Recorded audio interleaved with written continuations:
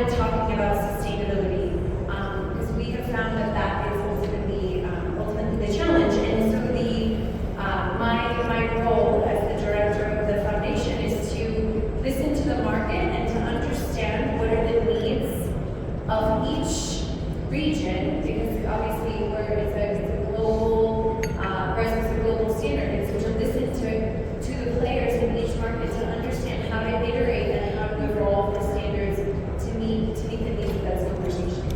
So gracias. Thank you. That is awesome. And I will add something maybe in Spanish, because I want to make sure that everybody understands what GRESB is. And so basically, el trabajo que Sara y su equipo hacen es que la fundación, la herramienta de GRESB, que ahorita les voy a platicar un poquito más sobre ella, y todos sus miembros trabajan con una visión compartida de la comunidad de inversión que trabaja en el sector inmobiliario para jugar un rol central en crear un mundo más sostenible. Entonces, para decirlo en términos simples, GRESB y sus miembros son quienes a través de los inversionistas y los principales jugadores del mercado impulsan y dirigen el desarrollo sostenible de nuestro sector. Así que es súper importante para que todos escuchen lo que nos tiene que explicar. And so, this is a genuine objective, obviously. But please share with us what GRESB does as a standard. What is the value? And it is a genuine objective, but it's not altruism. It is the right thing to do, but it is financially viable. It is not concessionary. Ultimately, I like to say, you have investors that have goals, that have objectives, both financial and non-financial, and then you have managers, asset managers, that have strategies to achieve those goals. And I've spoken to many parties where the managers will be using certain metrics, and the investors using other metrics, and they're almost talking past each other. So it's providing a common language for the investors to say, this is what I need, again, financially and non-financial, and for them to have that conversation with their managers to achieve those ends. And oftentimes we'll have managers come in and say, I'm not going to score really high on GRESB. And then I have investors that say, I love that, because that means I can help you improve. We can sit down at the table and talk about the score you achieved, and then we can think about progress. And to me, that's what's so exciting about particularly emerging markets, is because there is so much opportunity to evolve and to improve and to communicate. And in some cases, we have members on our foundation that operate in Mexico City, in fact, and they are already doing magnificent things. They are already outstanding performers, but no one knows because they've never been measured against anyone. And so they're happy to be able to say, I'm doing these things that are very thoughtful and progressive, and finally getting credit for it around the world. And it's not just, it is making improvements locally, but again, like the last panel mentioned, it's sharing that message globally, because ultimately the financial markets are global, and we have to be able to present a message that can be compared around the world. And I'll explain again something briefly in Spanish. La fundación es el organismo que funda los miembros y que apoya el desarrollo de las herramientas. Pero para alguien que jamás ha visto la herramienta de GRESB, es un cuestionario que habla sobre temas de ASG y que con un nivel de detalle muy claro y muy preciso permite que las empresas puedan identificar qué aspectos están cumpliendo y demostrar con evidencia ese cumplimiento. Entonces, GRESB tiene un ciclo en donde anualmente, el 1 de junio, todas las empresas entregan toda su información y su evidencia, GRESB lo revisa y el 1 de octubre entrega una especie de calificación a cada una de las empresas que los primeros años es normal que sea confidencial porque las calificaciones, como mencionaba Sarah, a veces son bajas, pero justamente esa es la oportunidad. Y después, conforme vas evolucionando año con año, pues vas identificando qué áreas puedes mejorar. Entonces es justamente esta oportunidad. Okay. So in this sense, like, what have you seen that has been like the push for sustainability in our market in Mexico?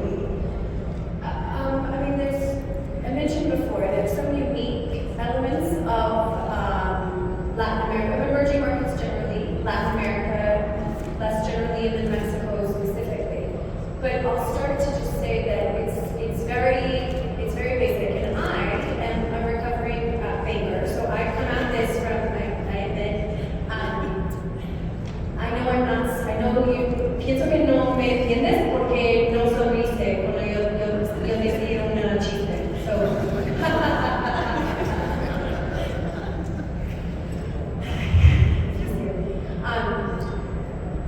Ultimately, when we're looking at real estate, we're looking at the three elements of NOI, revenue, expenses, and then cap rate valuation. Driving revenue, reducing expenses, or affecting your cap rate, reducing the cap rate. So sustainability, again, we heard this on the last panel, can increase demand, thereby driving revenue. And then being better, using your resources more intelligently, less water, less energy, renewable energy, less costly, can drive down those expenses.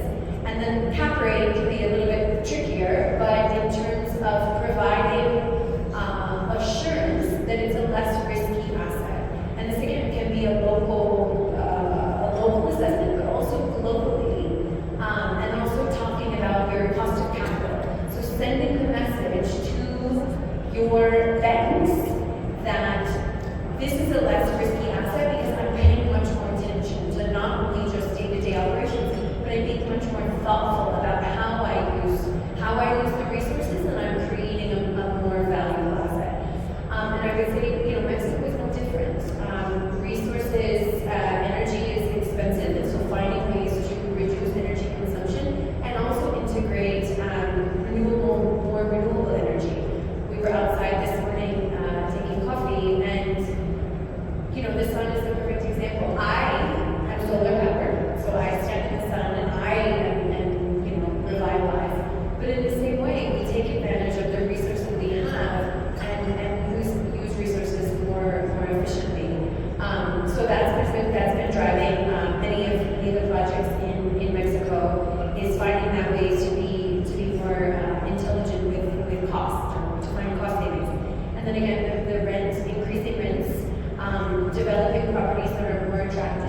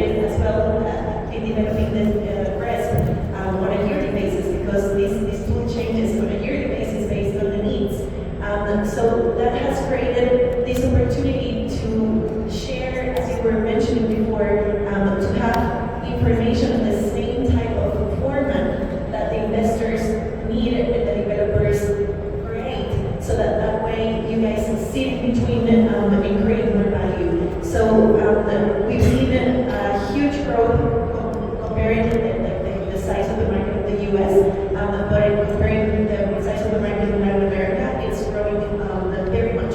So what I see, and I would like you to tell us a little bit more about that in the nearby future, is that at some point the banks in Mexico and the investors, the international investors already do, will use GRESB as a way of showing ESG performance and sustainability towards giving the money or providing the best benefits to those who participate. So I think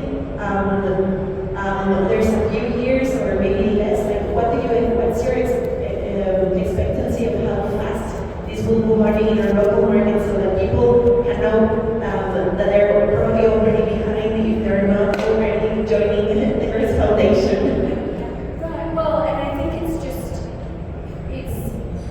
we need to be doing the work now. Even again, if a participant score is not high, you need to start now, because by the time sort of the market catches up, as you said, like there are more and more banks and more investors are paying attention to these metrics. And so if you sit down at the table and say, oh, we don't know what our energy efficiency is, or oh, we don't have that data yet, or you don't want to share it, you sort of look like, what else might you not know? What else might you not be tracking? What else might be missing from your sort of oversight? So again, it's not so much about kind of the score per se, but it's the ability, it's the programming, it's the strategy to capture, to monitor, to understand that data. And not all information is useful to every company. So again, it's being able to find the material elements and track that to allow there to be improvement that can drive performance. Because again, if you find data points that actually don't help, that don't drive performance, then you can sort of shift your operating expenses towards the things that are more important and more material. And I mentioned before, we have global investors, and they can look at all of the metrics that GRESB produces, but they can also pick and choose what's important to them, to their strategy. Because as you all know, not all investors are the same. I joke with the Australians, which God bless them, are very progressive and very intense, but they're also very focused on particular metrics. And some of them, they sort of take for granted that they want to focus on a particular social issues.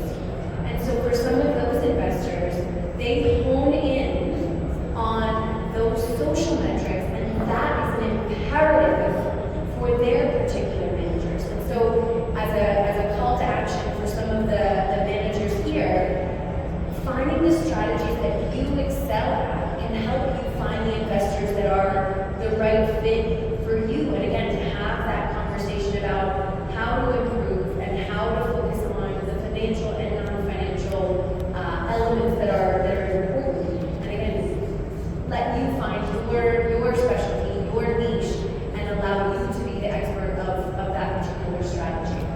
That's awesome. Yeah. And so going back into the Mexican market, so could you mention maybe a couple of names of members that are part of the Mexican market and some of the benefits that they have received over the years? Well, I think Karen is going to be up here, so I always lead with Funo because I'll tell her she's one of my favorite. But I know they have a lot of sustainability-linked loans. We're going to hear from them tomorrow. We've got Fibra Macquarie. Two of these names we're hosting our first, I'm very excited, our first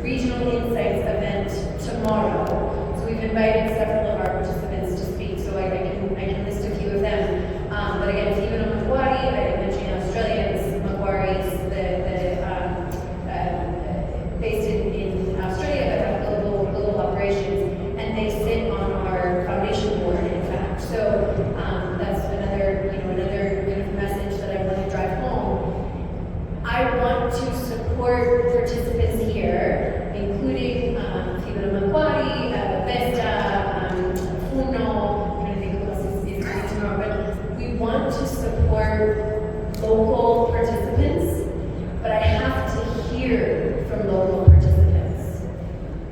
I'm not European. If you're a European company, we have a lot of pressure from European investors. But what they do and what they want does not translate globally. And so it is imperative that we hear from Latin American investors and Latin American participants about the demands and the needs and the successes in this market in order to create standards that are fit for purpose.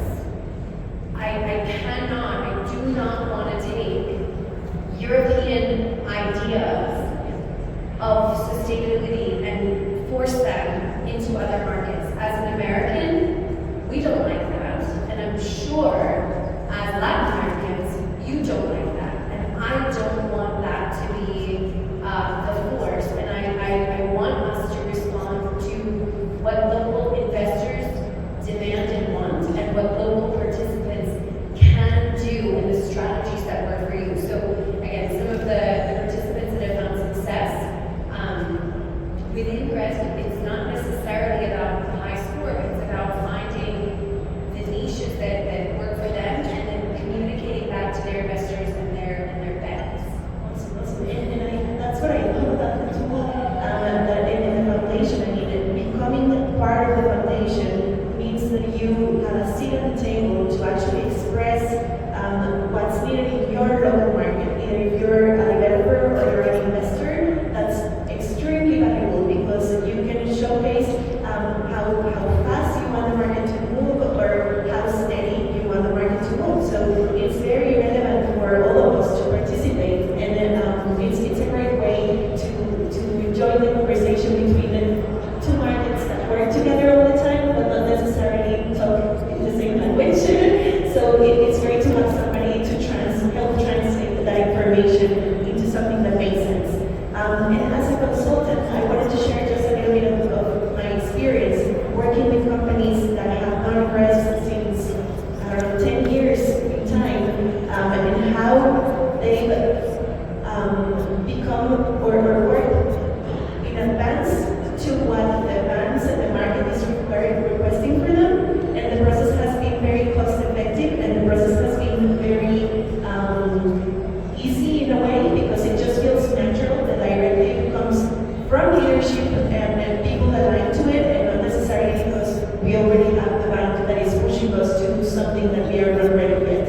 And then I've worked with other companies that come to us because the banks are already requiring the information and they don't know where to start and they don't have their information ready or ordered. And it's a little bit, it works anyways, but it's a little bit more chaotic and it's not as cost effective.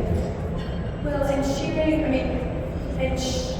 getting sort of ahead of it. So before maybe your investor or bank or other stakeholders, maybe it's employees, quite frankly, before people start demanding things in order to the ability to sort of present the things that work for you, kind of getting ahead of it is a bit more efficient.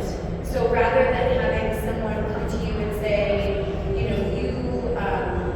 you should do this, and this, and say, well, what is your goal? Because I'm actually already doing this, and that can help drive revenue, reduce expenses, or attract more capital. And if you sort of come to the table with the strategies and the programming that works, and that you have devised, and that you have got buy-in, you have the systems to create, it's much more effective than sort of waiting to be told,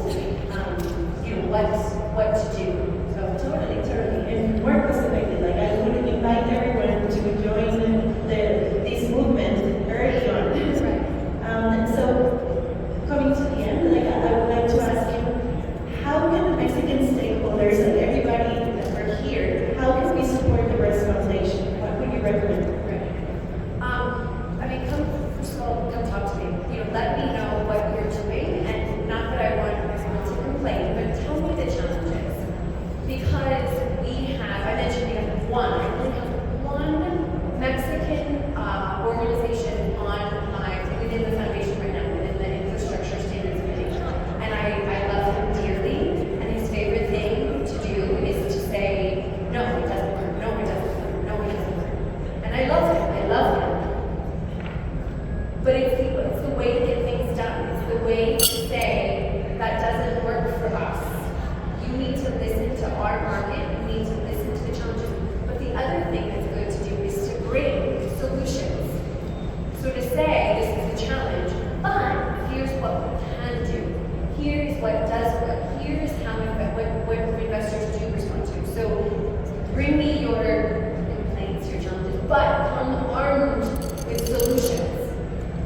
the best thing I can do is to come into, either we have a real estate and infrastructure standards, and we'll have a data center standard too, which I'm very excited about.